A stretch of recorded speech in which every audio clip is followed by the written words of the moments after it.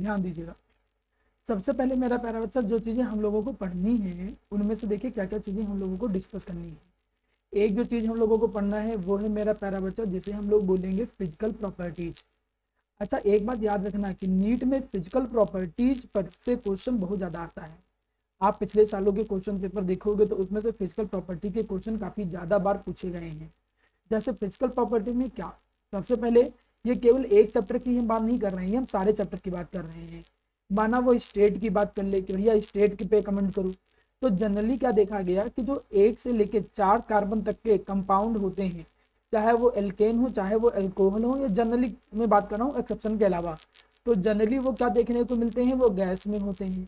4 से 10 तक कार्बन वाले जो होते हैं उन्हें ज़्यादातर देखा गया लिक्विड स्टेट की फॉर्म में देखा गया, और 10 से जब ज़्यादा कार्बन होने लगते हैं तो उनको देखा गया किस फॉर्म में, गैस की फॉर्म में देखा गया। सबसे पहले मैं रीजन जान लेता हूँ। रीजन क्या होता है कि भैया रीजन ये होता है कि जैसे जैसे तुम नीचे की तरफ बढ़ते जा रहे हो, तुमको मालूम होना चाहिए कि जैसे जैसे कार्बन बढ़ेंगे, as the number of carbon, जैसे जैसे नंबर ऑफ कार्बन इंक्रीज होंगे, जैसे जैसे नंबर ऑफ कार्बन इंक्रीज होंगे, तो नंबर ऑफ वंडरवॉल फोर्स जो होगा, जो वंडरवॉल फोर्स होते हैं उन वंडरवॉल फोर्स के जो नंबर होंगे वो भी बढ़ेंगे। और मॉलिक्यूल में जब वंडरवॉल फोर्स के नंबर बढ़ेंगे तो वो फिर धीरे धीरे लिक्विड फिर सॉलिड या इस क्रम को फॉलो करेगा। मतलब तुमसे कोई नॉर्मली अगर एक ऑब्जेक्टिव क्वेश्चन आ जाए, कहे कि मिथेनॉल जो है वो तो चलो गैस की फॉर्म में है, या मतलब मीथेन जो है वो गैस की फॉर्म में है, लेकिन ऑक्टेन जो है या 10 से ज्यादा कार्बन वाले जो हैं वो जो है मेरा प्यारा बच्चा सॉलिड या लिक्विड की फॉर्म में है। क्यों? तब ऐसी कंडीशन में आरती, जानवी, तनिष, तनु 4 लोग भी आए हैं क्या? ठीक। तो उस केस में मेरा प्यारा बच्चा आप लोग बोलते क्या थे? उस केस में आप लोग जनरली ये बोलते हो कि जैसे जैसे नीचे की तरफ आएंगे तो नीचे की तरफ नंबर ऑफ कार्बन इंक्रीज होंगे, नंबर ऑफ कार्बन इंक्रीज होंगे तो number of van der Waals force increase होंगे, number of van der Waals force increase होंगे। देख लेता हूँ बच्चा बेटा, कुछ लोग आ रहे होंगे।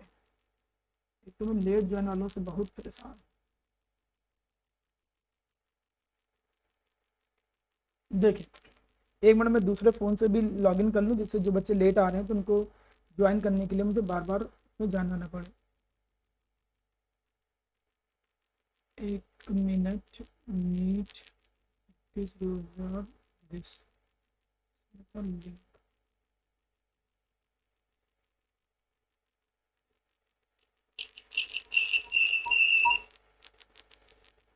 देखिए,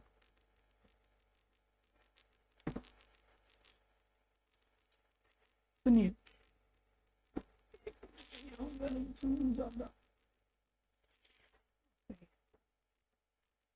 सबसे पहले मेरा प्यारा बच्चा मैंने आपसे ये बोला कि जनरली जब मैं स्टेट की बात करता हूँ तो जो कम कार्बन वाले होते हैं वो गैस में होते हैं, ज्यादा कार्बन वाले होते हैं वो लिक्विड में होते हैं, जो और ज्यादा कार्बन वाले होते हैं वो सॉलिड में हो जाते हैं। रीजन क्या है कि जैसे जैसे नंबर ऑफ कार्बन बढ़ते हैं, नंबर ऑफ कार्बन के बढ़ने पे नंबर ऑफ वंडरवॉल फोर्स बढ़ेंगे, जैसे जैसे नंबर ऑफ वंडरवॉल फोर्स बढ़ेंगे तो वो लिक्विड से सॉलिड की तरफ जाता है।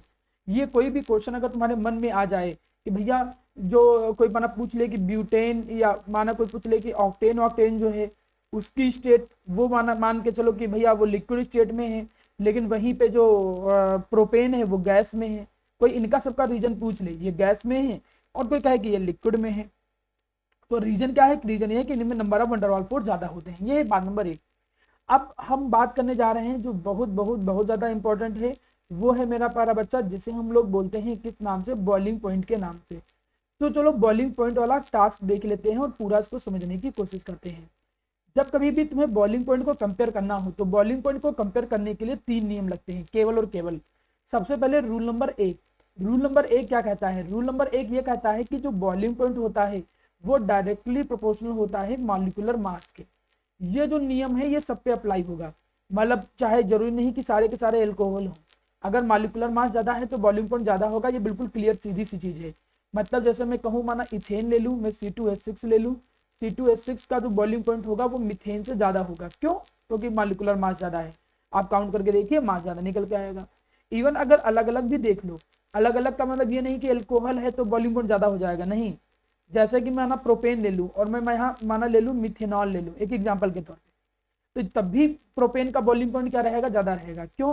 वैसे तो एल्कोहल का ज्यादा होता है लेकिन कंपेरेबल में। वैसे मास निकालो तो मास वो कितना निकलेगा? कार्बन का 12 और ये 3 और एक 4, 12 4 16, 16 32। इधर मास देखो कितना निकल के आ रहा है 32, और इधर मास अगर देखो तो 15 15 30 30 और 44, मास देखो कितना निकल के आ रहा है 44। तो जब मास ज्यादा होगा, तो मास जब ज्यादा होगा तो उसका बॉइलिंग पॉइंट ज्यादा होगा, भले कंपाउंड या फंक्शनल ग्रुप बदल जाए। ये नियम, पहला नियम तो बिल्कुल अच्छे से दिमाग में बिठा लो, इस नियम को लेकर कोई कंफ्यूजन नहीं होना चाहिए। रूल नंबर 1 के बाद रूल नंबर 2। रूल नंबर 2, जब बॉइलिंग पॉइंट में आइसोमर आ जाए, सर क्या होगा? अगर आइसोमर आ गए तब हम क्या करेंगे?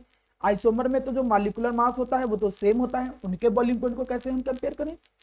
तो तुम कहोगे कि आइसोमर के केस में तुम देखोगे कि जो बॉइलिंग पॉइंट होता है वो इनवर्सली प्रोपोर्शनल होता है। और किसके इनवर्सली प्रोपोर्शनल होता है मेरा प्यारा बच्चा? ब्रांचिंग के। Boiling point is inversely proportional to branching.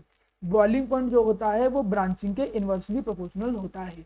कैसे भैया ये ब्रांचिंग इनवर्सली प्रोपोर्शनल है? ये आइसोमर की बात कर रहे हैं। आइसोमर का मतलब जैसे कि माना मैंने ये कह दिया कि ये है पेंटेन, इस पेंटेन के बाद हमने कह दिया कि भैया ये माना है आइसोपेंटेन, और हमने कह दिया कि माना ये क्या है? नियोपेंटेन। इन सबका जब अगर तुम मॉलिक्यूलर फॉर्मूला निकालो या मॉलिक्यूलर मास निकालो, जब मॉलिक्यूलर फॉर्मूला सेम है तो मॉलिक्यूलर मास भी सेम होगा। तो अगर कोई कहे कि इनमें कंपेयर करना है, इनमें कंपेयर करो कि भैया किसका बॉइलिंग पॉइंट ज्यादा है, तो इनमें नियम क्या है कि ब्रांचिंग, मतलब जितना ज्यादा ब्रांचिंग होगी बॉइलिंग पॉइंट उतना कम होगा। तो यहाँ पर सबसे ज्यादा जो बॉइलिंग पॉइंट निकलेगा वो किसका निकलेगा? ए का, फिर बी का, फिर सी का। क्योंकि जैसे जैसे ब्रांचिंग करते हो तो बॉइलिंग पॉइंट कम होता है। रीजन क्या है?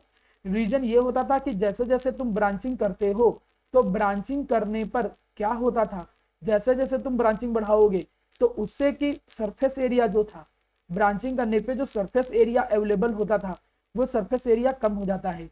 सरफेस एरिया कम हो जाएगा तो नंबर ऑफ वंडरवॉल फोर्स कम हो जाएंगे, और जैसे जैसे नंबर ऑफ वंडरवॉल फोर्स कम हो जाएंगे, माना नंबर ऑफ वंडरवॉल फोर्सेस कम हो गए, तो नंबर ऑफ वंडरवॉल फोर्सेस कम हो जाने का मतलब कि भैया बॉइलिंग पॉइंट जो होगा वो कम हो जाएगा। इसीलिए ब्रांचिंग के बढ़ने पे बॉइलिंग पॉइंट कम हो जाता है। तीसरा नियम देखो, रूल नंबर 3। रूल नंबर 3 तब लगता है जब कंपैरेबल मास हो। कंपैरेबल मास का मतलब, हाँ बोलो बोलो बेटा तनिष्क, तनिष्क को डाउट है?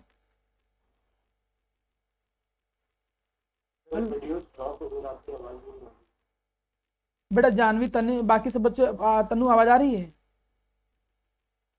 Yes sir. तो हमें लगता है तुम्हारे साथ नेटवर्क इशू होगा बेटा, जब किसी एक को आ रही है तो मेरे साइड से बिल्कुल नॉर्मल होगा, ठीक है। अब नेक्स्ट देखो, बाकी सब पढ़ा है तुमने, कोई बहुत चीज नहीं। पहला पॉइंट हमने क्या बताया कि बॉइलिंग पॉइंट मॉलिक्यूलर मास के डायरेक्टली प्रोपोर्शनल, जितना ज्यादा मॉलिक्यूलर मास बॉइलिंग पॉइंट उतना ज्यादा, ब्रांचिंग के इनवर्सली प्रोपोर्शनल। तीसरा कंपैरेबल। कंपैरेबल का नियम ये होता है कि मेरा प्यारा बच्चा, जब अलग अलग फंक्शनल ग्रुप आ जाए तो कंपैरेबल में एक ऑर्डर याद रखो कि सबसे ज्यादा जो होता है वो एसिड का, एसिड के बाद जो होता है वो अल्कोहल का, अल्कोहल के बाद जो होता है वो एल्डिहाइड का आ जाता है, एल्डिहाइड के बाद मेरा प्यारा बच्चा आप कह सकते हो कि ईथर, ROR, ईथर के बाद माना अल्काइल हैलाइड, ETC। लगभग लगभग ये पैटर्न वो फॉलो करता है। बिल्कुल जो एक्यूरेट होगा वो बिल्कुल एक्यूरेट आप देख लीजिएगा, लेकिन आपको 99% इसी ऑर्डर में आप चीजें चलोगे। सर इस बात का क्या मतलब है? इस बात का ये मतलब है कि अगर वो कंपाउंड कंपेरेबल हो, कंपेरेबल का सर क्या मतलब है? जैसे कंपेरेबल में मैंने कहा माना CH3COOH, एक एग्जांपल लो। दूसरा हमने एग्जांपल लिखा, हमने लिखा CH3CH2OH। तीसरा मैंने एक एग्जांपल लिखा, हमने लिखा CH3CH2CH2, हाँ माना CH3 लिख दिया एक एग्जांपल के तौर पे। अब अगर तुम इनको देखो तो ये सब जो है ये आपस में क्या है? ये सब आपस में, अभी अभी नहीं, रुक जाओ, थोड़ा सा गड़बड़ हो गया, मैं इसको सही कर दे रहा हूँ। एक एक कार्बन कम कर दिया एक्चुअली में। देखो अब माना मुझे कंपैरेबल लगाना है। कंपैरेबल का मतलब जब 2 से 8 यूनिट का डिफरेंस, जैसे कि अभी हमने ले लिया यहाँ प्रोपेनॉल ले लिया, और प्रोपेनॉल के साथ साथ यहाँ पर हमने क्या ले लिया? ब्यूटेन ले लिया। अब तुम काउंट करो, ये अलग है, कार्बोक्सिलिक एसिड अलग है, एल्कोहल अलग चीज है, एल्केन अलग चीज है। इनके मास निकालो, लगभग लगभग अंदाजा करके देखो तो ये 15 निकला, 15 और 16 दूनी 32, 15 प्लस 32 और प्लस 12 और एक 13। आप सॉल्व करो तो 3 2 5 5 10, 3 2 5 1 6, लगभग मास कितना है? 60 के आसपास। इसका मास निकालो, 15 दूनी 30 से 45, 45 में से एक गया 44, 44 और 16, 44 और 16 करो तो लगभग 60 है। तो इसका भी मास कितना है? 60 के आसपास। इसका चेक करो, 15 चक्कू 60 में से 2 गया, लगभग आया कितना 58। तो ये कितना आ गया 58। अब अगर इन तीनों को देखो मेरा प्यारा बच्चा, तो इन तीनों को देखने में देखो ये इसका मास 60 है, इसका मास 60 है, इसका मास 58 है।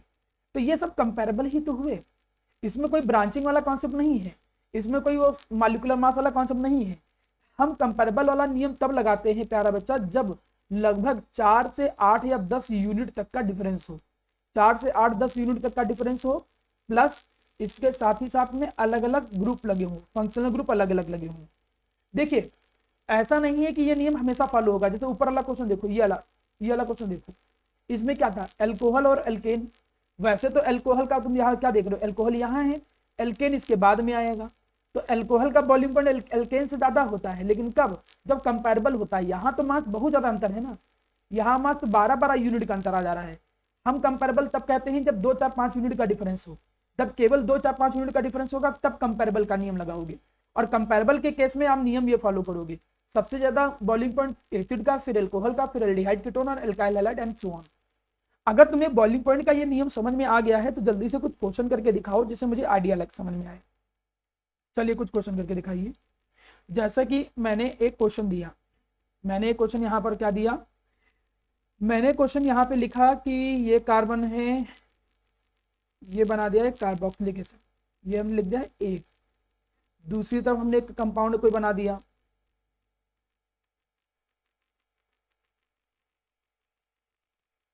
ये कंपाउंड हमने लगा दिया सेकंड, ठीक है।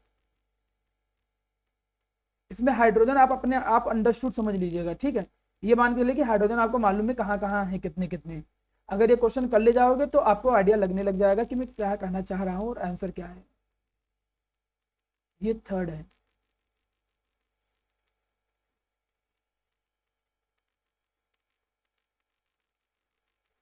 ये फोर्थ है, पहला था।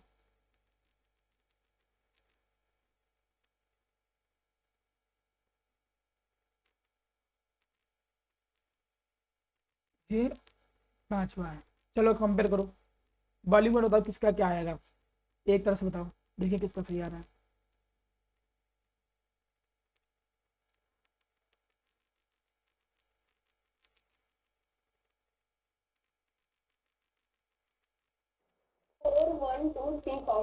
सबसे ज्यादा किसका आएगा, 4 हम्म 4 1 2 3 5। ठीक है, बिल्कुल सही आ रहा है लगभग लगभग। कैसे 4 का आया, 4 का इसलिए सबसे ज्यादा आया क्योंकि अगर मास तुम कंपेयर करो तो यहाँ देखो 3 3 6 2 8 और 12 ठी 96, लगभग लगभग मास 96 के आसपास आ रहा है। इसका मास चेक करो, टोटल कार्बन कितने हैं मेरा बच्चा 5, तो 5 मतलब 60, तो ये आ गया। इसमें अगर तुम निकालो तो 16 दूनी 32, एक 33, नहीं मैं क्वेश्चन थोड़ा सा 3 3 6 2 8 8 तो कंपेरेबल आ जाएगा फिर तो। 3 2 5 12 चौको 60 और 16 16 दूनी 32, 32 आ जाएगा, 32 एक 33 आ जाएगा, 33 का मतलब ये 93 आ जाएगा। तो 93 आ जाएगा तब तो फिर कंपेरेबल आ जाएगा। कंपेरेबल में फिर नियम गड़बड़ाने लगेगा, मैं इसको थोड़ा सुधार देता हूँ क्वेश्चन। जो तुमने बेटा सोच के बोला था तनु, वो सही सोच के बोला था, लेकिन वो कंपेरेबल की कैटेगरी में आ जा रहा है। जैसे माना मैं कोई क्वेश्चन ऐसे दे देता, ये दे देता, ये मैं देना चाह रहा था। अब अगर तुम काउंट करो तो इसका मास, हाँ उस वाले केस में पहला वाला पहले आ जाता है, ठीक है, क्योंकि कंपेरेबल आ जाता। अभी इसका फोर्थ का मास सबसे ज्यादा होगा, क्यों, क्योंकि 1 2 3 4 5 6 7 8 2 10 कार्बन का मतलब लगभग लगभग 120। और नहीं नहीं तुम जो बोल रही थी, ठीक है 120 तो ये आ गया, प्लस जो हाइड्रोजन होगा वो अपना आएगा ही आएगा। तो इसमें अगर तुम ध्यान से देखो तो सबसे ज्यादा मास किसका है, 4 वाले का। तो 4 वाले का मास सबसे ज्यादा है, इसलिए इसका बॉइलिंग पॉइंट सबसे ज्यादा हो जाएगा। अब इसके बाद देखते हैं कंपेरेबल। कंपेरेबल में देख लेते हैं, पहले यहाँ पर कितने कार्बन है, 3 2 5 2 ऑक्सीजन। यहाँ कितने हैं, 3 2 5 एक ही ऑक्सीजन है। तो इसका मास तो वैसे भी ज्यादा, एक तो मास भी ज्यादा और कंपेरेबल भी होता तब भी ये ज्यादा होता, तो इसीलिए कौन आएगा फिर यहाँ पर 1 आ जाएगा। अब 1 के बाद देखो इन सबको अगर देखो तो ये सब आइसोमर है। अगर इन सबको देखो तो ये सब आइसोमर है। क्यों आइसोमर है, क्योंकि 5 कार्बन 1 OH, तो 5 कार्बन 1 OH में ब्रांचिंग का नियम लगेगा। जिसमें ब्रांचिंग सबसे कम उसका बॉइलिंग पॉइंट सबसे ज्यादा, फिर 2 आ जाएगा। जिसका ब्रांचिंग सबसे ज्यादा उसका बॉइलिंग पॉइंट सबसे कम, तो 5 आएगा फिर 3 आएगा। तो इस तरीके से प्यारा बेटा बॉइलिंग पॉइंट को कंपेयर करना होता है। लगभग 80% बॉइलिंग पॉइंट तो तुमने यहां समझ लिया। एक दो क्वेश्चन जिनके बॉइलिंग पॉइंट तुमको अलग से समझने पड़ेंगे, जैसे अमीन्स हो गए या इनके सबकी बॉइलिंग पॉइंट, तो वो मैं आपको अलग से सिखाऊंगा जब अमीन चैप्टर पे आऊंगा। बॉइलिंग पॉइंट सीखने के बाद अगला आते हैं हम लोग कहां पर, मेल्टिंग पॉइंट पे। मेल्टिंग पॉइंट में एक पॉइंट याद रखो, उसी से काम चल जाएगा कि मेल्टिंग पॉइंट में जो मेल्टिंग पॉइंट होता है वो डिपेंड करता है, किस पे डिपेंड करता है कि क्रिस्टल लैटिस में फिटिंग कैसी है। क्रिस्टल लैटिस जो होता है उसमें फिटिंग कैसी है, उस बेसिस पे मेन मेल्टिंग पॉइंट डिपेंड करता है। जैसे कि ट्रांस जो होते थे उनका मेल्टिंग पॉइंट ज्यादा होता था, किससे, सिस से ज्यादा होता था। क्यों ट्रांस का मेल्टिंग पॉइंट सिस से ज्यादा होता था, क्योंकि ये ज्यादा सिमेट्रिकल होते थे। तो जो ज्यादा सिमेट्रिकल होते हैं उनका मेल्टिंग पॉइंट एक अलग नियम को फॉलो करता है। कुछ कुछ जगह पे जहां मुझे लगेगा यार नहीं कुछ मेल्टिंग पॉइंट अलग से सिखाना है तो मैं जरूर बताऊंगा। इसके साथ अब हम एक अगली प्रॉपर्टी पे आते हैं। दो प्रॉपर्टी हमने सीख ली फिजिकल प्रॉपर्टी, अब तीसरी प्रॉपर्टी पे आते हैं। तीसरी प्रॉपर्टी जो है वो है सॉल्युबिलिटी। तो चलो सॉल्युबिलिटी के बारे में भी पढ़ लेते हैं कि भैया क्या है सॉल्युबिलिटी के बारे में।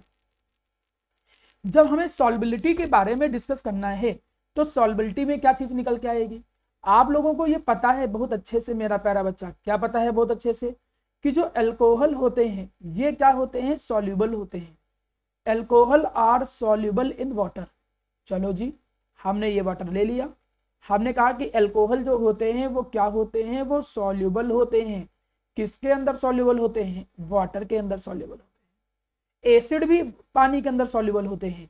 कोई पूछे कि क्यों पानी के अंदर सॉल्युबल होते हैं, तो इन सब का जो रीजन होता है वो ये है कि they can form hydrogen bond, they can form hydrogen bond, क्योंकि ये बना सकते हैं क्या, हाइड्रोजन बॉन्ड बना सकते हैं। किसके साथ, विद वाटर, क्योंकि ये वाटर के साथ हाइड्रोजन बॉन्ड बना सकते हैं इसलिए पानी में सॉल्युबल है, बात नंबर एक। और क्यों ये हाइड्रोजन बॉन्ड बना सकते हैं थोड़ा समझिएगा, क्योंकि इनके पास पोलर जो है वो OH बॉन्ड है। सर ये पोलर OH बॉन्ड से क्या फायदा हो जाता है, पोलर OH बॉन्ड से ये फायदा हो जाता है कि पोलर पोलर में डिजॉल्व होता है। भाई जैसे पानी आया तो पानी में ये जल्दी डिजॉल्व हो जाएगा, क्यों, क्योंकि पोलर पोलर में डिजॉल्व होता था, इसीलिए ये पानी में इजिली क्या हो जाएगा, सॉल्युबल हो जाएगा। अब जब ये चीज तुमको समझ में आ गई कि भैया ये इजिली सॉल्युबल हो जाएगा, चलो ठीक है, इजिली सॉल्युबल हो गया। अब एक चीज समझना, लेकिन जैसे जैसे एल्काइल ग्रुप का साइज बढ़ता है इसमें एक नियम आता है सॉल्युबिलिटी का। सॉल्युबिलिटी का एक नियम आएगा, ये तुम्हें 12th में भी काम देता था, कई जगह पर काम देता था, कि जैसे जैसे एल्काइल ग्रुप का हम साइज बढ़ाते हैं, एल्काइल ग्रुप के साइज बढ़ाने से जो सॉल्युबिलिटी होती थी वो मेरा प्यारा बच्चा क्या हो जाती थी, कम हो जाती थी। ये नियम याद रखो, फिजिकल प्रॉपर्टी में ऑर्गेनिक में बड़ा हेल्प करेगा। क्यों, ऐसा क्यों होता था, क्योंकि जैसे जैसे तुम एल्काइल ग्रुप का साइज बढ़ाते थे तो एल्काइल ग्रुप, जैसे मैं एक एग्जांपल दूं, मैंने एग्जांपल दिया मिथेनॉल, मैंने दूसरा एग्जांपल दिया इथेनॉल, एक तरफ मिथेनॉल लिख दिया, दूसरी तरफ हमने इथेनॉल या प्रोपेनॉल लिख दिया। इसमें मिथाइल है एल्काइल ग्रुप, इसमें कौन है, प्रोपाइल है। एल्काइल ग्रुप जितना बड़ा होता है उसका इलेक्ट्रॉन डोनेटिंग इफेक्ट उतना ज्यादा काम करता है, वो उतना अच्छा इलेक्ट्रॉन डोनेटिंग ग्रुप मानते हैं। और डोनेटिंग ग्रुप जो होते हैं वो OH बॉन्ड की पोलैरिटी जो होती है उसको घटा देते हैं। ये नियम ध्यान रखना, मैंने इंडक्टिव इफेक्ट में इसको पढ़ाया था कि जो डोनेटिंग ग्रुप होंगे, भाई डोनेट, जब इलेक्ट्रॉन को डोनेट कर देगा तो ऑक्सीजन खींचेगा नहीं इलेक्ट्रॉन, जब वो खींचेगा नहीं तो पोलैरिटी कम आएगी, और जब पोलैरिटी कम आएगी तो ऑब्वियस सी चीज है मेरा बच्चा कि सॉल्युबिलिटी घटी जाएगी, क्योंकि जितना ज्यादा पोलैरिटी थी वो उतना ज्यादा सॉल्युबल हो रहा था। तो नियम क्या है कि एल्काइल ग्रुप का साइज जैसे जैसे बढ़ेगा इलेक्ट्रॉन डोनेटिंग नेचर बढ़ेगा, OH की जो पोलैरिटी होगी वो OH की पोलैरिटी भी बढ़ेगी, OH की पोलैरिटी बढ़ेगी तो इसके कारण क्या होगा कि जो सॉल्युबिलिटी, सॉरी डोनेटिंग नेचर बढ़ा ना तो OH की पोलैरिटी कम हो गई, और OH की पोलैरिटी कम हो गई तो सॉल्युबिलिटी जो होगी वो सॉल्युबिलिटी क्या हो जाएगी मेरा प्यारा बच्चा, कम हो जाएगी। मतलब तुमसे चाहे कोई एसिड दे दे या फिर कोई माना तुमको एल्कोहल दे दे, कोई कहे कि इथेनॉइक एसिड और प्रोपेनॉइक एसिड में से बताओ कौन मोर सॉल्युबल है, तो ऊपर वाला जो है वो मोर सॉल्युबल होगा। तो ये सब प्रॉपर्टी तो यार पता होनी चाहिए। हमने तीन प्रॉपर्टी सीख लिया। पहला उनकी नेचर, नेचर का मतलब जनरली सॉलिड लिक्विड गैस या स्टेट का, जितना ज्यादा कार्बन होता है जनरली उसके सॉलिड में होने के या लिक्विड में होने के चांस बढ़ जाते हैं। दूसरा बॉइलिंग पॉइंट, बॉइलिंग पॉइंट 3 चीजों पर डिपेंड करता है। पहले तो मॉलिक्यूलर मास चेक करो, मॉलिक्यूलर मास में अगर 10 से ज्यादा डिफरेंस है तो सीधे उसका बॉइलिंग पॉइंट ज्यादा, boiling point directly proportional to molecular mass. दूसरा, अगर आइसोमर है तो boiling point inversely proportional branching के होता है। तीसरा, कंपैरेबल में एक ऑर्डर हमने दे दिया। सॉल्युबिलिटी, जितना छोटा एल्काइल ग्रुप होगा उसकी सॉल्युबिलिटी उतनी ज्यादा होगी, इतनी चीज आपको पता होनी चाहिए। इतनी चीज पता होने के साथ ही साथ में अब आगे बढ़ते हैं। आगे मेरे सामने एक और प्रॉपर्टी आता है, वो आता है मेरा प्यारा बच्चा एसिडिक प्रॉपर्टी। चलिए समझने की कोशिश करते हैं कि भैया एसिडिक एंड बेसिक प्रॉपर्टी क्या बला होती है। चलिए एसिडिक एंड बेसिक प्रॉपर्टी को पूरा समझने की कोशिश करते हैं। अगर मैं एसिडिक एंड बेसिक प्रॉपर्टी की बात करूं तो इसमें एक बात याद रखना कि जो इलेक्ट्रॉन विड्राइंग ग्रुप होते हैं, जो खींचने वाले ग्रुप होते हैं, सर खींचने वाले ग्रुप कौन कौन होते हैं? जैसे कि हमने कहा था NO2, जैसे हमने कहा था हेलोजन, ETC, ये सब ये इलेक्ट्रॉन खींचने वाले ग्रुप है। तो इलेक्ट्रॉन खींचने वाले ग्रुप जो होते हैं वो एसिडिटी के डायरेक्टली प्रोपोर्शनल होते हैं। बिल्कुल रट डालो, अच्छे से तैयार कर लो, क्योंकि अगर विड्राइंग ग्रुप है, खींचने वाले ग्रुप है, तो एसिडिटी उतनी ज्यादा होगी। इलेक्ट्रॉन विड्राइंग ग्रुप के डायरेक्टली प्रोपोर्शनल होंगे डिसोसिएशन कांस्टेंट ऑफ एसिड के, लेकिन यहीं पे जो pKa होता था उस pKa का रिलेशन उल्टा आ जाएगा। तो यहाँ पर नियम कुछ ऐसा लग जाएगा। ये देखो एक नियम आ गया। बात नंबर 1, एसिडिक ऑर्डर में जब पहली बात तुमने ये पढ़ लिया, अब दूसरा समझाता हूं बेसिक। अगर माना इलेक्ट्रॉन डोनेटिंग ग्रुप है तो जो डोनेटिंग ग्रुप होंगे, अभी मैं क्वेश्चन कराऊंगा तो आइडिया लगने लगेगा। डोनेटिंग ग्रुप जो होते हैं वो बेसिसिटी के डायरेक्टली प्रोपोर्शनल होते हैं। जितना अच्छा डोनेटिंग ग्रुप, बेसिसिटी उतनी ज्यादा।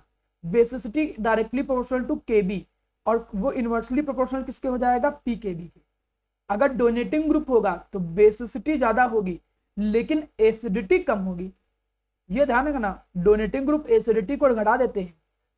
रीजन वही, पोलैरिटी बढ़ाना या पोलैरिटी घटाना। क्यों? क्योंकि विड्राइंग ग्रुप जो होते हैं, विड्राइंग ग्रुप वो क्या करते हैं? वो इंक्रीज कर देते हैं। क्या कर देते हैं? Increase polarity. जब वो पोलैरिटी इंक्रीज कर देंगे, खासकर OH बॉन्ड की, इससे H+ जो होगा वो इजिली रिलीज होगा। H+ इजिली रिलीज होता था, इसीलिए मेरा प्यारा बच्चा एसिडिक नेचर बढ़ जाता था। मैं कुछ क्वेश्चन देता हूं, उससे आपको वो चीज थोड़ी समझ में आ जाएगी। देखो कैसे। जैसे मैंने कहा, क्या मैंने आपसे कुछ क्वेश्चन ले लिए। मैंने कहा कि माना, जैसे एक क्वेश्चन हमने ये लिखा, मैंने लिखा CH3 CH2 CH2 CH COOH, इसमें हमने लगा दिया माना फ्लोरीन। दूसरा एक क्वेश्चन हमने ले लिया, कार्बन हमने उतने ही रखे, CH3 CH2, यहाँ पर हमने ले लिया CH, यहाँ पे हमने लगा दिया NO2, यहाँ पर हमने लगा दिया COH। तीसरा हमने ले लिया CH3 CH2 CH, यहाँ पे हमने लगा दिया फ्लोरीन CH2 COH। अब मेरा क्वेश्चन आपसे ये है, पहला ये आ गया, दूसरा ये आ गया, तीसरा, और एक हम चौथा यहाँ बना देंगे। चौथा बनाने का मतलब हमने लिख दिया माना CH3 CH2 CH2, यहाँ पर हमने ले लिया CH CH3 COOH। अब चारों को अरेंज करना है। कैसे अरेंज करना है? Increasing order of acidity. बताओ ये सबसे ज्यादा एसिडिक कौन है? देखिए कौन बताता है एसिडिटी, बताओ सबसे ज्यादा एसिडिक कौन है यहाँ पे? तनु, सबसे ज्यादा कौन होगा? यहाँ सेकंड वाला ना, तो सबसे ज्यादा सेकंड वाला। क्यों सेकंड वाला है? क्योंकि NO2 बहुत अच्छा इलेक्ट्रॉन विड्राइंग ग्रुप है। तो NO2 एक अच्छा इलेक्ट्रॉन विड्राइंग ग्रुप, तो सबसे ज्यादा तो सेकंड वाला आएगा। अच्छा, सबसे कम कौन सा होगा? फोर्थ वाला क्यों होगा? क्योंकि इसमें डोनेटिंग ग्रुप है। डोनेटिंग ग्रुप क्या करते थे? डोनेट करते थे। तो डोनेट करने से क्या हो जाएगा कि इलेक्ट्रॉन डेंसिटी कम हो जाएगी। तो डोनेटिंग ग्रुप होने में सबसे कम जो हो जाएगा वो फोर्थ हो जाएगा। तो यहाँ कौन आ गया? फोर्थ वाला। तो सबसे ज्यादा सेकंड वाला, फिर आ गया फोर्थ वाला सबसे कम। अब पहले और तीसरे में बताओ, पहला वाला क्यों ज्यादा एसिडिक होगा? पहले और तीसरे में पहला क्यों ज्यादा है? इन दोनों में कंपेयर करो।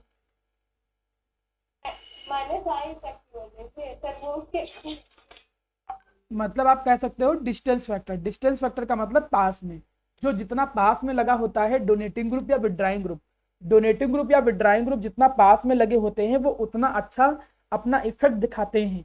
इसीलिए मेरा प्यारा बच्चा हम क्या कहेंगे? हम कहेंगे कि सबसे ज्यादा जो एसिडिक होगा वो कौन होगा? NO2 वाला। NO2 जो होगा वो केस सबसे ज्यादा एसिडिक और सबसे कम ये, क्योंकि ये डोनेटिंग ग्रुप था। डोनेटिंग ग्रुप में एसिडिटी घट जाती है। ये दोनों विड्राइंग तो थे, लेकिन इसमें डिस्टेंस फैक्टर आ गया। यहाँ पर फ्लोरीन सीएच के ज्यादा पास में है, यहाँ सीएच के दूर है। तो ये थोड़ा सा एसिडिक या बेसिडिक का आप नियम याद रखा करो। एक चलो और क्वेश्चन देता हूं। और क्वेश्चन में जैसे माना में आ गया, और क्वेश्चन में जैसे आपने माना ले लिया यहाँ पर बेसिक ऑर्डर में, जैसे हमने ले लिया माना अमीन्स, हमने लिखा CH3 CH2 CH2 NH2, एक अमीन हमने ये ले लिया। यहाँ पर हमने ले लिया CH3 CH3, यहाँ पर हमने ले लिया CH2 NH2, ये दूसरा कंपाउंड ले लिया। यहीं पे हमने एक ले लिया CH3 CH, यहाँ पर हमने बना दिया NO2, यहाँ पर हमने लगा दिया CH2 NH2। ये तीन कंपाउंड है, 1 2 3। मैं क्या कह रहा हूं कि इनको अरेंज करना है। कैसे अरेंज करना है, पहले ध्यान देना कैसे अरेंज करना है। Increasing order of pKb, pKb के इंक्रीजिंग ऑर्डर में अरेंज करना है। अरेंज करो, बताओ।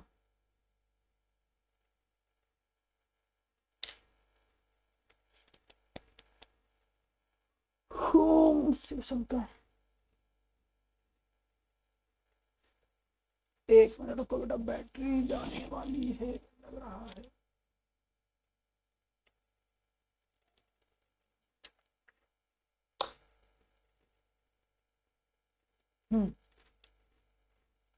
बताओ जरा भैया।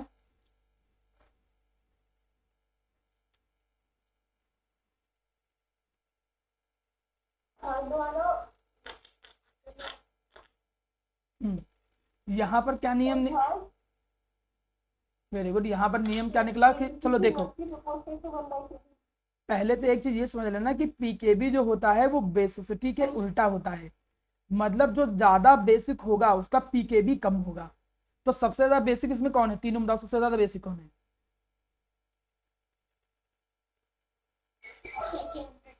सेकंड वाला, बिल्कुल सही जानवी। सेकंड वाला, सेकंड वाला क्यों? क्योंकि उसमें डोनेटिंग ग्रुप लगा है, तो डोनेटिंग ग्रुप लगने में सबसे ज्यादा बेसिक सेकंड है। तो बेसिक अगर सबसे ज्यादा है तो पीकेबी सबसे कम होगा, ये भी ध्यान रखना, क्योंकि पीकेबी बेसिसिटी के इन्वर्सली होता है। देखो यहाँ तो ये आ गया। अब सबसे ज्यादा बेसिक कौन है? ये सबसे ज्यादा बेसिक, क्योंकि इसमें लगा है विड्राइंग। विड्राइंग जो होते हैं, मतलब इन दोनों में अगर देखा जाए सबसे बेसिक तो ये था। इन दोनों में अगर हम देखें तो सबसे कम बेसिक कौन है? ये, क्योंकि विड्राइंग बेसिसिटी कम करते थे, क्योंकि ये सबसे कम बेसिक है। कम बेसिक होने के कारण उसका पीके भी सबसे ज्यादा होगा, तो सबसे ज्यादा सेकंड आ जाएगा, नहीं तो थर्ड आ जाएगा, थर्ड है। और फिर बीच में कौन आ जाएगा? फर्स्ट आ जाएगा। तो उम्मीद करता हूं कि ये ऑर्डर जो होंगे ये तुमको बहुत अच्छे से याद रहेंगे, इनको लेके कोई कंफ्यूजन नहीं होगा। एसिडिक एंड बेसिक ऑर्डर जो होगा वो आप लोगों को बिल्कुल अच्छे से पता होना चाहिए। एसिडिक एंड बेसिक ऑर्डर के बाद आगे थोड़ा बढ़ते हैं। चलिए नेक्स्ट देखो। अब इसी में जो बेसिसिटी है, इसी में जो बेसिसिटी है, बेसिसिटी जब मैं बात करता हूं अमीन्स की, जब मैं यहीं पे बात करूं बेसिसिटी किसकी बात करूं? अमीन्स की बेसिसिटी बात करूं, तो अमीन्स की बेसिसिटी दो तरीके से आती है। एक आता है इन एक्वस, या एक तो in normal condition. In normal condition, normal condition में बात करें, एयर में बात करें या वेपर में बात करें। जब नॉर्मल कंडीशन एयर और वेपर में बात करता है तब इसमें नियम कौन सा आता है? सबसे ज्यादा बेसिक टर्सरी, फिर सेकेंडरी और फिर कौन आ जाता था? प्राइमरी। ये ऑर्डर आता था किसका? बेसिसिटी का। ये अमीन्स की बेसिसिटी का ऑर्डर आता है नॉर्मल कंडीशन में। नॉर्मल कंडीशन का मतलब कुछ इस तरीके से, यहाँ पे माना लगा है एक NH2, ये है टर्सरी। यहाँ पे क्या लगा है मेरा बच्चा? ये एक सेकेंडरी। और फिर यहाँ पे क्या लगा है मेरा प्यारा बच्चा? ये एक प्राइमरी। तो ये आ गया जब नॉर्मल ऑर्डर में। तो टर्सरी, सेकेंडरी और प्राइमरी। इसमें टर्सरी सबसे ज्यादा बेसिक इसलिए है क्योंकि ये तीन तरफ से इलेक्ट्रॉन डोनेट करेगा।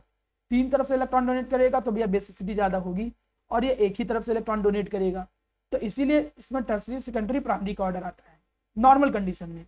लेकिन यहीं पे जब आते हो एक्वस कंडीशन में, इन एक्वस कंडीशन, तो मैंने आप लोगों को पढ़ा रखा है बोर्ड क्लास में।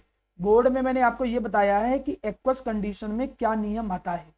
एक्वस कंडीशन में ये एक्चुअली तीन फैक्टर पे डिपेंड करता है। अगर मैं इंडक्टिव फैक्टर की बात करूं, इंडक्टिव फैक्टर की बात करूं, तो इंडक्टिव फैक्टर ये कहता है कि सबसे ज्यादा बेसिक टर्सरी होना चाहिए, फिर सेकेंडरी और फिर प्राइमरी। अगर मैं भीड़ भाड़ के अकॉर्डिंग बात करूं, भीड़ भाड़ का मतलब कि कौन जल्दी H+ लेगा, तो H+ जल्दी कौन लेगा, प्राइमरी, क्योंकि यहाँ पर 3 बड़े अल्काइल ग्रुप है, बड़े अल्काइल ग्रुप से भीड़ होगी तो H+ जल्दी नहीं आएगा। तो H+ जो लेते हैं उनको भी बेस कहते हैं, जो H+ लेते हैं उनको बेस कहा जाता है। ये डिफिनेशन है लुईस एसिड बेस की। तो अगर सॉरी ब्रॉन्स्टेड वाले कॉन्सेप्ट की, तो हमने कहा कि H+ कौन लेगा, प्राइमरी पहले लेगा। तो प्राइमरी उस बेसिस पे अगर देखा जाए तो सबसे ज्यादा बेसिक प्राइमरी, फिर कौन आता है, फिर सेकेंडरी टर्सरी। इसी में एक आता था सॉल्वेशन फैक्टर। सॉल्वेशन फैक्टर का मतलब पानी में कौन आयन जल्दी स्टेबल है, तो उसमें भी ऑर्डर क्या निकलता था, प्राइमरी सेकेंडरी टर्सरी। तो इसमें हम लोग कुछ आइडिया नहीं लगा पाते थे, तो आइडिया न लगाने पाने के कारण हम लोगों को इसमें याद करना पड़ता था। हम लोगों को यहाँ पर पढ़ना पड़ता, और ये ध्यान रखना, आप पिछले साल का पेपर देखो, पिछले 2-3 साल के पेपर देखोगे तो अमीन बेसिसिटी के तौर पे बहुत ज्यादा पूछा जाता है। लेकिन उस अमीन में भी 2 बातें याद रखना, कि वो नॉर्मल वाली कंडीशन है कि एक्वस वाली कंडीशन है। नॉर्मल कंडीशन की बात कर रहा है कि एक्वस कंडीशन की बात कर रहा है। अगर वो एक्वस कंडीशन की बात कर रहा है तो एक्वस कंडीशन में 2 नियम याद रखना। पहला नियम किसमें, मिथाइल के केस में, एक मिथाइल का केस है और एक इथाइल का केस है। यहाँ पर 2 केस है, एक मिथाइल का केस है और दूसरा कौन है, इथाइल का केस है। मिथाइल और इथाइल दोनों में सेकेंडरी हमेशा ज्यादा बेसिक होता है, लेकिन मैथ में पहले 1 आता है, क्योंकि ये मैथ छोटा होता है इसलिए 1 पहले आएगा, एच बड़ा होता है इसमें 3-1 आएगा। तो ऑर्डर ही आ जाता है 2-3-1, इसमें ऑर्डर क्या जाता है 2-1-3। मतलब क्या कहना चाह रहा हूं मैं, मतलब मैं ये कहना चाह रहा हूं कि अगर माना मिथाइल अमीन आया, तो मिथाइल अमीन में तो जो सेकेंडरी वाला मिथाइल अमीन है वो सबसे ज्यादा बेसिक, फिर कौन आ जाएगा, प्राइमरी वाला मिथाइल अमीन, प्राइमरी मिथाइल अमीन, और उस सबसे कम जो आएगा वो टर्सरी मिथाइल अमीन। ये टर्सरी वाला जो मिथाइल, टर्सरी मिथाइल के फॉर्म में जो होगा वो। इथाइल वाले केस में, इथाइल वाले केस में भी अगर सेकेंडरी वाला है, वो सेकेंडरी वाला इथाइल है, तो सबसे ज्यादा वो क्या रहेगा मेरा प्यारा बच्चा, बेसिक, फिर इसमें टर्सरी आ जाएगा। अच्छा, ऐसा ये उल्टा सीधा ऑर्डर क्यों है, ये उल्टा सीधा ऑर्डर इसलिए है क्योंकि यहां पर मेरा प्यारा बच्चा ये 3-3 फैक्टर काम करने लगते हैं। अब तीनों फैक्टर को अप्लाई नहीं करना है, आप बस केवल याद रखोगे तब भी आपका काम चल जाएगा, आपको आराम से नंबर जो होंगे वो मिल जाएंगे। ये याद रखना पड़ेगा, क्या क्या याद रखना पड़ेगा कि मिथाइल वाला जो होता है अमीन, उसमें ऑर्डर 2-1-3 चलता है, और इथाइल वाले में ऑर्डर 2-3-1 चलता है। ये बेसिसिटी का एक नॉर्मल ऑर्डर होता है। इसी में कभी कभी बेंजीन का केस अब थोड़ा अलग ही हो जाता है। जैसे मैं एक नॉर्मल अमीन की बात करूं और मैं एक एनिलिन की बात करूं, तो नॉर्मल अमीन और एनिलिन में बताओ कौन ज्यादा बेसिक है, नॉर्मल है, नॉर्मल वाला ज्यादा बेसिक है। क्यों, क्योंकि इसमें क्या था कि बेंजीन में रेजोनेंस के कारण इसके जो इलेक्ट्रॉन थे नाइट्रोजन के, वो रेजोनेंस में पार्टिसिपेट करने लगेंगे, जिसके कारण यहाँ पर इलेक्ट्रॉन डेंसिटी जो होगी वो इलेक्ट्रॉन डेंसिटी क्या हो जाएगी, कम हो जाएगी। जैसे ही इलेक्ट्रॉन डेंसिटी कम हो जाएगी तो इलेक्ट्रॉन को डोनेट करने की जो पावर होगी, वो इलेक्ट्रॉन को डोनेट करने की पावर भी घट जाएगी, और इलेक्ट्रॉन को डोनेट करने की पावर अगर घट जाएगी तो जो बेसिसिटी है वो बेसिसिटी भी क्या हो जाएगी मेरा प्यारा बेटा, कम हो जाएगी। ये एक बेसिक नियम है, इस चीज को ध्यान रखना। इसमें जो ज्यादा बेसिक होते हैं वो कौन होते हैं, ये अमीन्स। जो प्राइमरी अमीन्स होंगे या एलिफेटिक अमीन होंगे वो एरोमेटिक अमीन के कंपैरिजन में ज्यादा बेसिक होंगे। वहीं पे मैं अगर एसिडिक ऑर्डर पे आऊं, पुराने वाले में जाऊं, मैं अगर एसिडिक ऑर्डर में आऊं तो जैसे मैंने एक ले लिया नॉर्मल फिनॉल, एक नॉर्मल फिनॉल ले लिया और एक ले लिया हमने नॉर्मल अल्कोहल, तो बताओ इनमें कौन ज्यादा एसिडिक है, इसमें कौन ज्यादा acidic, which is more acidic, phenol, phenol, phenol ज्यादा एसिडिक है। क्यों फिनॉल ज्यादा एसिडिक है, क्योंकि यहाँ पर जब वो इलेक्ट्रॉन डेंसिटी खींचेगा बेंजीन रिंग, जैसे बेंजीन रिंग इलेक्ट्रॉन डेंसिटी खींचेगा तो यहाँ पे पोलैरिटी बढ़ जाएगी। पोलैरिटी मतलब OH बॉन्ड की, जब OH बॉन्ड की पोलैरिटी बढ़ जाएगी तो H जल्दी रिलीज होगा। तो ये सब छोटी छोटी बातें याद रखना कि एरोमेटिक अल्कोहल में, एरोमेटिक अल्कोहल ज्यादा एसिडिक होते हैं, लेकिन जब हम बेस की बात करते हैं तो बेस में कौन, एलिफेटिक वाले ज्यादा बेसिक होते हैं। तो ये एसिडिटी और बेसिसिटी का एक नॉर्मल ट्रेंड और एक नॉर्मल ऑर्डर कुछ इस तरीके से चलता है। किसका ये ऑर्डर है, एसिडिटी और बेसिसिटी का। अगर एसिडिटी और बेसिसिटी के ये ऑर्डर आपने कर लिए हैं तो चलिए कुछ क्वेश्चन हमें बताइए, फिर इसके बाद तब हम आगे बढ़ें। एक क्वेश्चन पूछता हूँ, चलिए ध्यान दीजिए। मैं एक क्वेश्चन एक देता हूँ, आप इन क्वेश्चन को करके बताइए, जिससे मुझे आइडिया लगे कि आपको थोड़ा थोड़ा कॉन्सेप्ट क्लियर हो।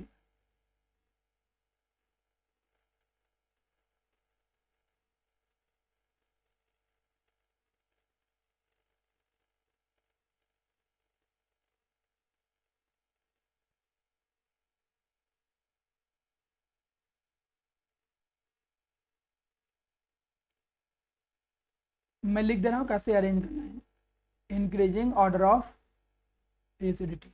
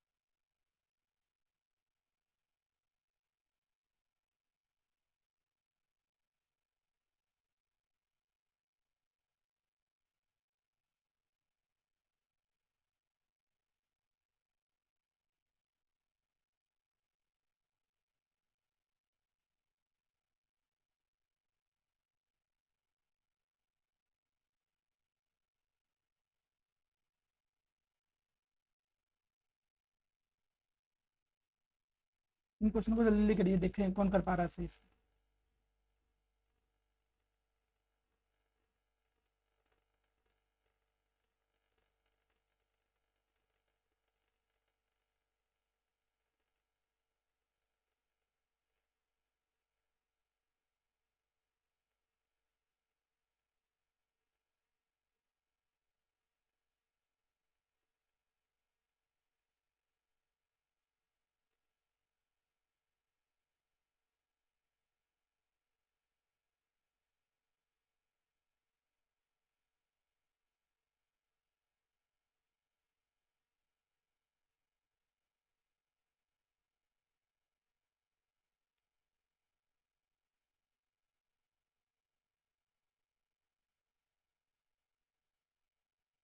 चलो बताओ, सबसे पहला वाला कौन आएगा इसमें? ऑर्डर क्या आया पहले वाले में?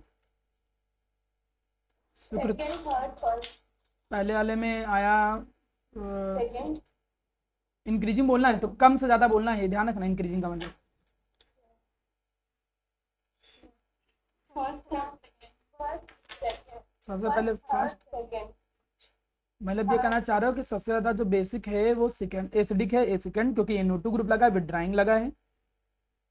इनमें ये डोनेटिंग है, ये मिथाइल है, मिथाइल डोनेटिंग होता है, डोनेटिंग घटा देते हैं एसिडिटी। जब ये घटा देते हैं एसिडिटी तो सबसे कम ये होगा, और फिर कौन आ जाएगा? थर्ड। तो ये ऑर्डर आ जाएगा, बिल्कुल सही है, क्योंकि NO2 है, NO2 खींचने वाले ग्रुप है, खींचने वाले एसिडिटी बढ़ा देते हैं, बिल्कुल सही है। तो इसका जो इंक्रीजिंग ऑर्डर है वो ये है, सही। अब सेकंड वाले में बताइए कि सबसे ज़्यादा एसिडिक कौन है? फर्स्ट, फोर्थ, सेकंड, सबसे ज़्यादा एसिडिक कौन है? मैं खाली ये केवल पूछ रहा हूँ, एसिडिक सबसे ज़्यादा। ज्यादा थर्ड, सबसे ज़्यादा थर्ड है। थर्ड सबसे ज़्यादा एसिडिक क्यों है? क्योंकि ये हैं जो फिनॉल।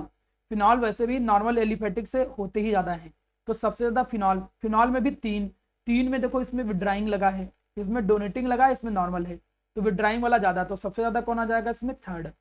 और सबसे कम कौन आ जाएगा? पहला, क्योंकि एलिफेटिक एरोमेटिक से कम होते हैं, ये मैं पहले पढ़ा चुका हूँ। बचे अब ये दो, इन दोनों में देखो ये है डोनेटिंग ग्रुप एसिडिटी घटाते हैं। जब डोनेटिंग ग्रुप घटाते हैं तो मतलब इन दोनों में देखें तो ये ज्यादा एसिडिक है, तो फिर आ जाएगा सेकंड, और फिर इसमें आ जाएगा आपका कौन सा, फोर्थ। और एलिफेटिक तो एरोमेटिक से कम रहेंगे ही रहेंगे, ये तो याद ही रखना है, तो ये ऑर्डर इसका सही है। चलिए नीचे वाले में देखो अमीन्स, इसमें ऑर्डर बताओ कौन सबसे ज्यादा, पहले एरोमेटिक सबसे कम होते हैं, तो सबसे कम तो फोर्थ आ जाएगा, ये तो पक्का पता है, सबसे कम कौन आ जाएगा, फोर्थ। फोर्थ के बाद अब बताओ इनमें से, फोर्थ के बाद अगर इनमें से हम आए तो कौन आ जाएगा, फर्स्ट, क्योंकि इसमें टर्सरी, क्योंकि इसमें ऑर्डर वही रहेगा, टर्सरी सेकेंडरी प्राइमरी, तो इसमें फिर पहला आ जाएगा, फिर सेकंड आ जाएगा, फिर थर्ड आ जाएगा, क्योंकि ये नॉर्मल वेपर वाला है। नॉर्मल वेपर वाले में यही नियम लगाते हैं, इसमें कोई अलग से नियम नहीं लगता है। इतनी चीज हो जाने के बाद अब अगले पे आओ। अगले में देखो सब में बेंजोनाइक एसिड कॉमन है, जो अलग है वो देखो, इसमें NO2 है, इसमें NO2 है, इसमें CH3 है, तो CH3 तो सबसे कम हो जाएगा, सबसे कम फोर्थ हो जाएगा, क्योंकि जो CH3 होते हैं वो डोनेटिंग ग्रुप है, तो सबसे कम तो फोर्थ आ जाएगा। फिर पहला आ जाएगा NO2, चूंकि विड्राइंग है तो ये ज्यादा होंगे, लेकिन इनमें से भी ये पास में है तो ज्यादा, सबसे ज्यादा आ जाएगा, तो फिर क्या जाएगा इसमें थर्ड, और फिर यहाँ पर कौन आ जाएगा आपका, सेकंड। इनमें अब एक अमीन की मैं वो वाला ऑर्डर दे दे रहा हूं, थोड़ा ध्यान दीजिएगा, कौन सा, माना मैंने यहां पर बेसिसिटी का एक ऑर्डर दिया इन एक्वस, तो एक्वस वाला हमें बताइएगा, CH3 CH2, एक्वस के केस में कुछ क्वेश्चन इस तरीके से आते हैं, थोड़ा ध्यान दीजिएगा।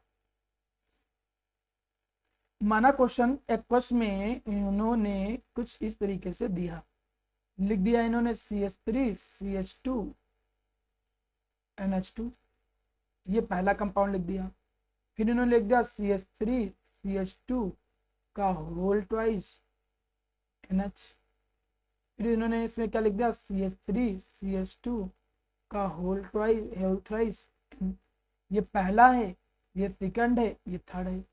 इन तीनों में थोड़ा कंपेयर करके बताओ। अगर मैं कहूं कि ये किसमें है, एक्वस में, इन एक्वस बेसिसिटी बताना है आप, बेसिसिटी सबसे ज्यादा किसकी है, इन एक्वस मीडियम में है, बताओ जरा। बताया था ना मैंने, क्या ऑर्डर था, किसी को याद है इथाइल के केस में क्या आ रहा था, 2, ऑर्डर कुछ याद है इथाइल में क्या रहा था, 2 तो सब में, 2 3 1, हाँ 2 3 1, गुड, क्योंकि 2 सब में होता था, बस 3 1 आ जाएगा, तो सबसे ज्यादा, हाँ सबसे ज्यादा जो बेसिसिटी आ जाएगी वो सेकंड की, फिर किसकी आ जाएगी, थर्ड की, और फिर किसकी आ जाएगी, फर्स्ट की। अब इसी में एक चीज छूट गया था, अगर मैं अमीन्स के बॉइलिंग पॉइंट की बात करूं, बॉइलिंग पॉइंट जब डिस्कस कर ही रहा था तो ये भी डिस्कस कर लो। अगर मैं अमीन के बॉइलिंग पॉइंट की बात करूं तो जैसे एक आ गया, माना ये है कौन सा अमीन, ये है आपके सामने प्राइमरी अमीन, थोड़ा ध्यान दो। इसी में ये जो है मेरा प्यारा बच्चा, ये क्या है, सेकेंडरी अमीन, ये जो है ये है सेकेंडरी अमीन, और ये जो है ये हमने क्या बनाया मेरा प्यारा बच्चा, यहाँ पर टर्सरी अमीन बनाया, ये टर्सरी अमीन है। तो देखिए बॉइलिंग पॉइंट किस बात पे फर्क पड़ता है, कि मॉलिक्यूल के बीच में कौन से अट्रैक्शन फोर्स है। अगर मॉलिक्यूल के बीच में अट्रैक्शन फोर्स लग रहे हैं तो मान के चलो कि बॉइलिंग पॉइंट ज्यादा होता था। यहाँ पे जो ये अमीन है प्राइमरी, ये दूसरे अमीन के साथ एक हाइड्रोजन बॉन्ड यहाँ से बना सकता है, एक यहाँ से बना सकता है, और एक जो लोन पेयर है उस लोन पेयर की मदद से भी बना सकता है, 3 तरफ से बना सकता है हाइड्रोजन बॉन्ड दूसरे अमीन के साथ। ये दूसरे अमीन के साथ कितने हाइड्रोजन बॉन्ड बना सकता है, 2। ये दूसरे अमीन के साथ कितने हाइड्रोजन बॉन्ड बना सकता है, 1। तो दूसरे अमीन के साथ 3 हाइड्रोजन बॉन्ड, और एक में क्या है कि दूसरे अमीन के साथ केवल 2 ही हाइड्रोजन बॉन्ड बना सकता है। अगले केस में क्या है कि वो दूसरे अमीन के साथ केवल एक बॉन्ड बना सकता है। तो बॉन्ड किसमें स्ट्रांग हो गया, ये वाला। तो जब इनमें मॉलिक्यूल के बीच में ज्यादा बॉन्ड स्ट्रांग है तो जो बॉइलिंग पॉइंट आएगा वो ये ऑर्डर आएगा। तो अमीन्स में याद रखना कि जो बॉइलिंग पॉइंट होता है उसका ऑर्डर क्या निकल के आता है, सबसे ज्यादा प्राइमरी, फिर कौन निकल के आता है, सेकेंडरी, और फिर कौन सा निकल के आता है, टर्सरी। तो प्राइमरी, सेकेंडरी, टर्सरी, ये ऑर्डर निकल के आता है बॉइलिंग पॉइंट में, ये मत भूलिएगा। तो तुमने आज कई सारी फिजिकल प्रॉपर्टी जो थी वो कवर की। इन फिजिकल प्रॉपर्टी में चाहे वो सॉल्बिलिटी की बात करो, चाहे वो बॉइलिंग पॉइंट की बात करो, चाहे आप एसिडिटी, बेसिसिटी, इनके सब की बात करो, और आप देखोगे कि इन पर बेस्ड क्वेश्चन कई बार आए हैं। केवल इतना ही नहीं, ये कई बार इस पे क्वेश्चन रिपीट हुए हैं। नेक्स्ट देखो, अब आगे देखो कुछ हम यहाँ पर चूंकि ऑर्डर की बात कर रहे हैं तो पिछली क्लास में मैंने कार्बोकैटायन कार्बो एनायन की स्टेबिलिटी के ऑर्डर भी पढ़ाए थे, तो चलिए इनके ऑर्डर देख लेते हैं।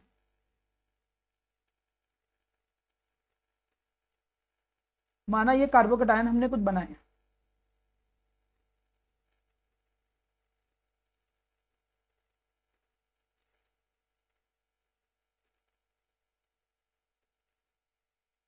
यहीं से प्रैक्टिस करो जिससे थोड़ा आइडिया लग जाए कि कैसे कैसे क्वेश्चन आते हैं।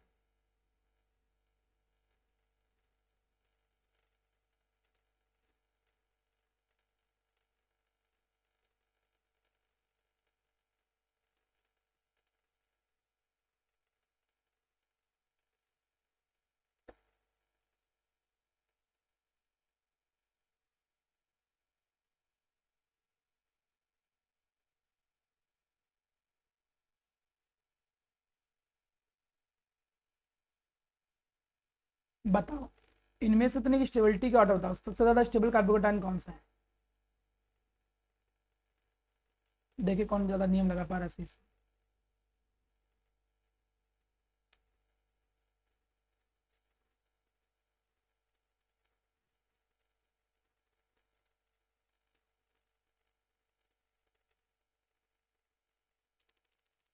बताओ, तनु, जानवी, स्वीकृति।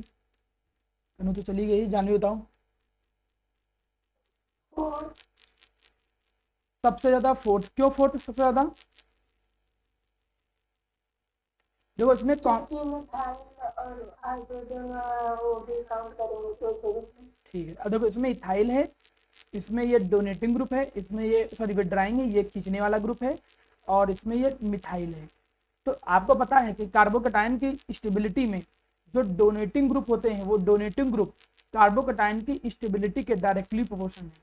मतलब वो कार्बोकैटायन ज्यादा स्टेबल होता है जिसमें डोनेटिंग ग्रुप लगे हों, और डोनेटिंग ग्रुप जितना पास में लगे हों, ये बात की ध्यान दो। अगर हम यहाँ पर देखें तो ये डोनेटिंग ग्रुप में इथाइल, देखिए ये दोनों डोनेटिंग हो गए, ये दोनों क्या हो गए डोनेटिंग, और डोनेटिंग में ये भी बड़ा वाला डोनेटिंग है, तो सबसे ज्यादा स्टेबल कौन है? फोर्थ वाला। फिर कौन स्टेबल है? पहला वाला, क्योंकि इसमें भी डोनेटिंग लगा, ये तो खींचने वाले हैं, अनस्टेबल हो गए। और अनस्टेबल में भी जो स्ट्रांग होगा वो सबसे कम, तो NO2 F से ज्यादा स्ट्रांग विड्राइंग है, तो सबसे कम स्टेबल कौन आ जाएगा? सेकंड। और फिर कौन सा आ जाएगा? थर्ड। देखो ये इसके क्या निकल के आ गए? ऑर्डर निकल के आ गए। चलिए अब अगला क्वेश्चन लाता हूँ। अगले क्वेश्चन पे देखो मेरा बच्चा, नेक्स्ट क्वेश्चन माना मैंने कार्बो एनायन बनाया। अब कार्बो एनायन में चलिए हमें बताइएगा कि कौन सही है। जैसे हमने बनाया यहाँ पर एक कार्बो एनायन, ये बनाया निगेटिव चार्ज, यहाँ पर हमने एक कार्बो एनायन बनाया, ये सब आपने बोर्ड में पढ़ा हुआ है, ये आपको रिवाइज करा रहा हूँ, इस चीज़ों को ध्यान दो और मेहनत करो। जब मेहनत करोगे तभी नंबर लाएंगे। जो बच्चे नहीं आ रहे हैं या जो बच्चे एब्सेंट हैं उनके चक्कर में मत पड़ो। ठीक, अब बताओ इनमें से सबसे ज्यादा स्टेबल कौन है? अगर मैं कहूँ ABC, ABC में सबसे ज्यादा स्टेबल कौन है? सुकृति ने बी बोला। क्यों बी? क्योंकि जो इसमें विड्राइंग होते हैं वो एनायन को ज्यादा स्टेबल बनाते हैं। मतलब अगर जो विड्राइंग ग्रुप होंगे, विड्राइंग ग्रुप वो कार्बन एनायन को ज्यादा स्टेबल बनाएंगे, डोनेटिंग ग्रुप कम करेंगे। तो यहाँ पे तो डोनेटिंग है, डोनेटिंग तो स्टेबिलिटी और घटा देगा, तो सबसे कम आएगा C, फिर आएगा A, और सबसे ज्यादा स्टेबल कौन आएगा? B।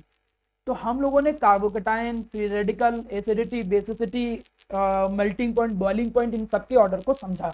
एक बार जल्दी से रिवाइज कर लेते हैं, फिर आज की क्लास में केवल इतना ही ऑर्डर रखता हूँ, नेक्स्ट क्लास में मैं फिर आगे आपको पढ़ाऊंगा। देखिए ये मैंने पढ़ाया था पहले फिजिकल प्रॉपर्टी। फिजिकल प्रॉपर्टी में मैंने, चलिए एक मिनट रुकिएगा बस।